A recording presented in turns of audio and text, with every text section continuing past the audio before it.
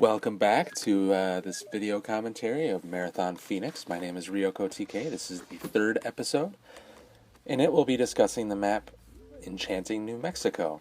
I said at the end of the last video that I would edit in the opening part of this level, and I kind of lied. I'm sorry about that. Anyway, Enchanting New Mexico is another early level.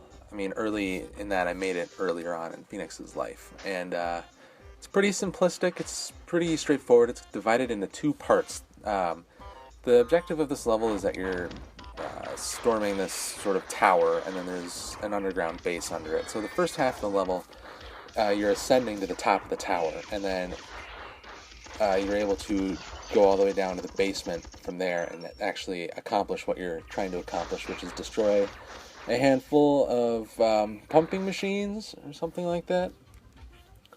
Anyway, the two halves of the level are almost completely separate, and I don't know how I feel about this level. The top half of this level is sort of an attempt at trying to make a space that is real or real-ish, one that actually follows a certain amount of sensible rules. It's a tower, of course, and in it you're kind of going up and down, you're going to higher floors and lower floors, and you're trying to, make your way to the top of the tower. It's pretty short. It's 3 stories, basically, if you include the rooftop. The only sort of gimmick to it is that you kind of have to go inside and outside and up and down, and it kind of keeps opening itself up to you as you get further towards the top of the tower. Other than that, it's pretty simplistic. There's a big room on each floor, and in the center of each room are these columns. The columns are actually like shafts, and you're jumping down the shafts. When you reach the top, you'll see it.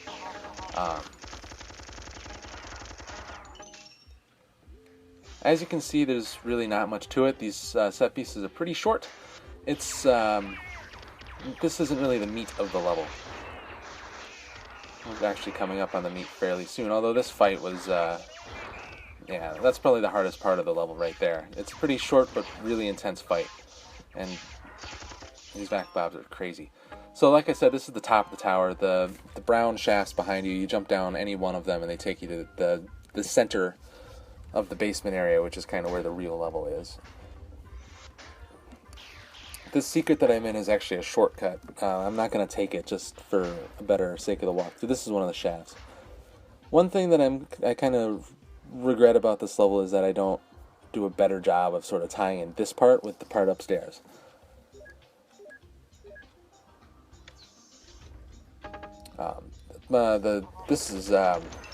So basically how this part of the level works, as you saw in the previous room, it's just like a sort of a central area, like a nexus. And it splits off into 4 paths. Each path is a one-way door. I talked in the last episode about how I like to use one-way doors. And each section is an isolated section where you have to break a wire. And in breaking the wire, there's one right there, it floods that section of the base with lava, so you have to escape. And escaping puts you back into the central area. I really like lava escape scenarios. Ever since Marathon 2 and the level What About Bob, which is the 4th level of Marathon 2. The first part of that level, you go down a shaft into sort of an underground area and you break some wires and it floods that half the level with lava. It adds a certain amount of tension, the lava escape, but also, of course, it transforms the rest of the level. So that's actually one of my favorite levels in Marathon 2 is What About Bob. And this one has a handful of different sort of escape scenarios rather than one overarching, like one longer escape.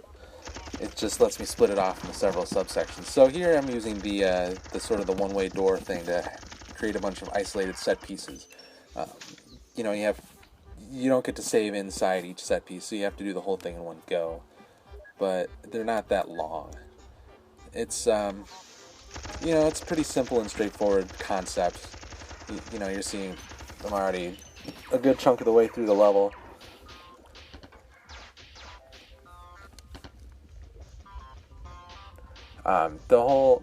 the whole thing about it is each of the 4 set pieces is kind of different in sort of its layout and kind of different in the challenges that it sort of provides. So the first one, in the previous room you saw the first half was that narrow bridge, and then there were troopers on each side of the bridge. So you had to kind of take them down. Now, of course, you have this kind of shooting gallery situation here, and you'll see when I get to the other side, this big ambush coming from behind you,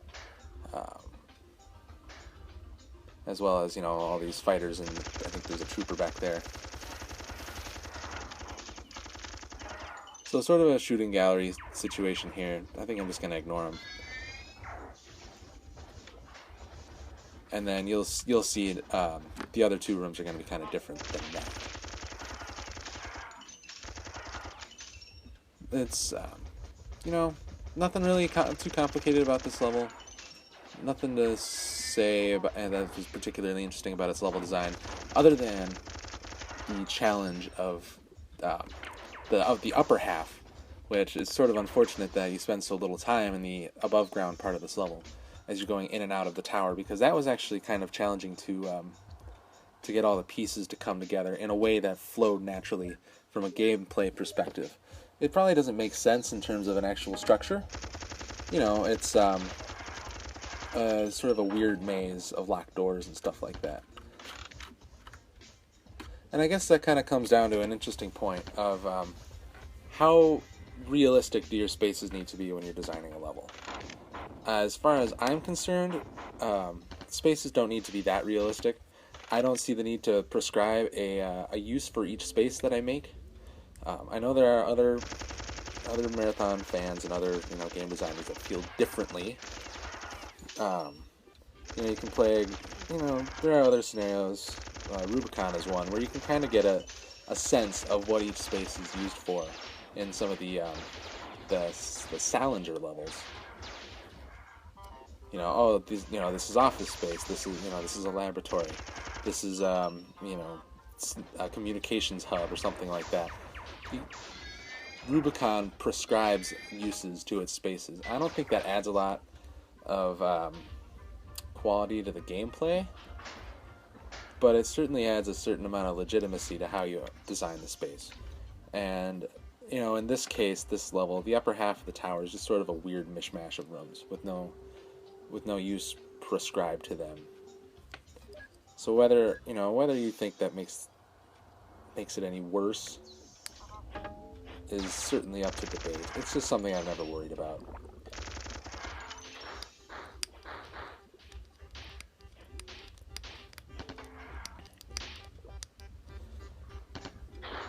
You can see in this room here, it's a whole lot of lifts, a whole lot of like sniper situations and some kind of tricky jumps.